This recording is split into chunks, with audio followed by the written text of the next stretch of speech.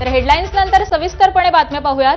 मुंबईतील गोरेगावच्या नेस्को सेंटरमध्ये मनसेचा मुंबई महानगरातील गटाध्यक्षांचा आणि पदाधिकारी मेळावा पार पडतोय।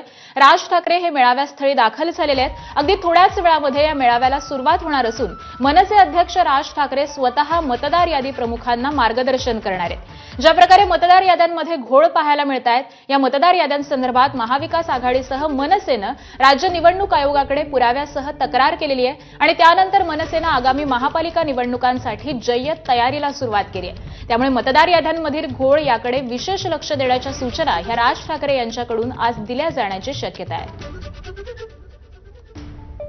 आणि आज संदर्भातले अपडेट घेऊयात आपले प्रतिनिधी अजय माने यांच्याकडून। अजय, राज ठाकरेंच्या या मार्गदर्शनाला साधारण किती वेळामध्ये सुरुवात होईल? काही वेळात हा संपूर्ण मेळावा जो आहे ते सुरू होईल। मी सध्या ज्या ठिकाणाहून प्रमुख नेत्यांची आणि व्हीआयपी मुवमेंट आहे त्या ठिकाणाहूनच ही सगळी माहिती देतो। आपण जर पाहिलं तर मंचावर आता जी आहे ती नेते मंडळी जी आहे ती बसलेली आपल्याला पाहायला मिळते। समोर जर पाहिलं तर नितीन सरदेसाई असतील, शिरीष सावंत असतील, असे अनेक नेते जे ते आपल्याला समोर पाहायला मिळतात। अविनाश जाधव सुद्धा ह्या ठिकाणी बसलेले आपल्याला पाहायला मिळतात। तसेच आपण जर पाहिलं तर गर्दी सुद्धा आता ह्या मेळाव्याला मोठ्या प्रमाणात झालेली पाहायला मिळते। अनेक मनसैनिक राज ठाकरे यांचं भाषण ऐकण्यासाठी आणि मेळाव्याचं मार्गदर्शन ऐकण्यासाठी जे ती या ठिकाणी दाखल झालेली पाहायला मिळतात। डीच्या नंतर जी लोक सगळे बसले आहेत ती पदाधिकारी आणि त्याच्या मागे जे ती मनसैनिक बसलेली पाहायला मिळतात। संपूर्ण या गोरेगाव नेस्को मध्ये जे आहे ते महाराष्ट्र नवनिर्माण सेना पक्षाचे झेंडे जे ते लावण्यात आले।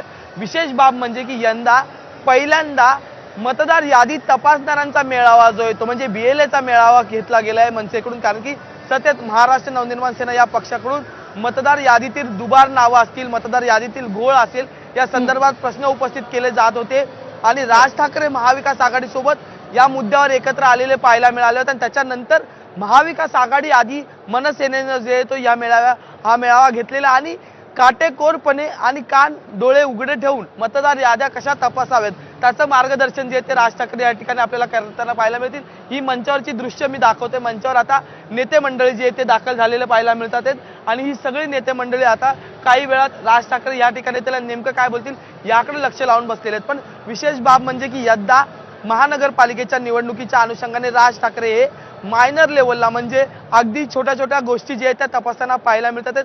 विशेष बाब म्हणजे नागपूरचा मुद्दा असो किंवा इतर जे मुद्दे असो त्या ठिकाणी राज ठाकरे यांनी मांडलेली भूमिका आणि त्याबद्दल उपस्थित केलेले प्रश्न, या सगळ्या गोष्टींवर जे ते राज ठाकरे काय नेमकं आज भाष्य करणार हे पाहणं महत्त्वाचं ठरणार आहे। आणखी एक बाब म्हणजे की निवडणूक अधिकाऱ्यांनी जो प्रश्न महाविकास आघाडीसोबत राज ठाकरे यांनी उपस्थित केले होते त्याच्यावर उत्तर द्यायला आणि जी माहिती दिली होती त्याच्यावर काम करायला सुरू केलेलं आहे। त्यामुळे एकीकडे कुठेतरी मतदार यादीत दुबार नावं आली होती आणि त्याच्यावर जे ते निवडणूक अधिकारी आता काम करू लागलेले आपल्याला पाहायला मिळतात। आणि ही सगळी नावं जी आहेत ती विरोधी पक्षांकडून आणि त्यासोबतच महाराष्ट्र नवनिर्माण सेना या पक्षाकडून उपस्थित केली होती। आता आणखी एक महत्त्वाची बाब म्हणजे की मुंबई महानगर रिजन मधली म्हणजे MMR रिजन मधील सगळ्याच बीएलएना या ठिकाणी बोलवण्यात आलेले। त्यामुळे मुंबई महानगरपालिकेच्या राज ठाकरे काय मार्गदर्शन करणार याकडेच लक्ष लागलेलं आहे। धन्यवाद अजय, अपडेट जाणून घेऊ।